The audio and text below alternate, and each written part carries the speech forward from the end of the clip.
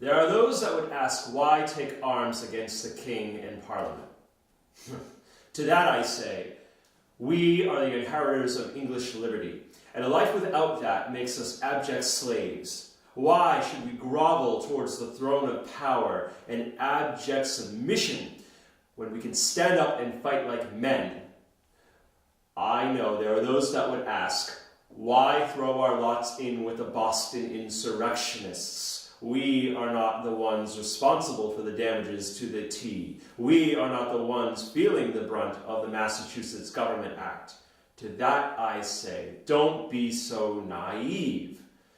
We are the country people, and we are the ones those in London should fear the most. It is our people that have fought and bled for this English liberty that we have inherited.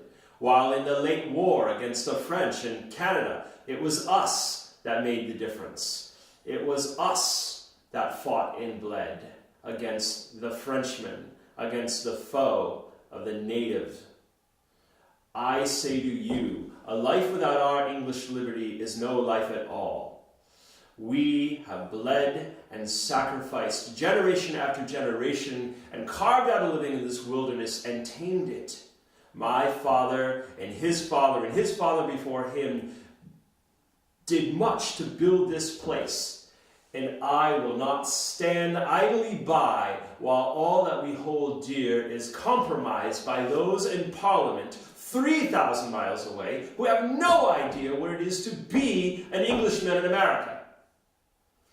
These are dangerous times, and to stand up and speak my voice even now is a danger, but to not do so would be an abdication of my responsibility as an Alden and as an Englishman.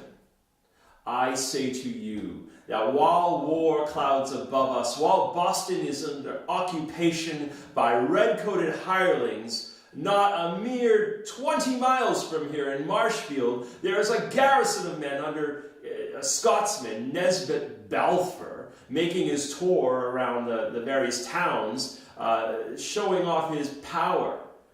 I say to you that this Balfour is intolerable, and I will not countenance him living nearby, a mere stone's throw from here.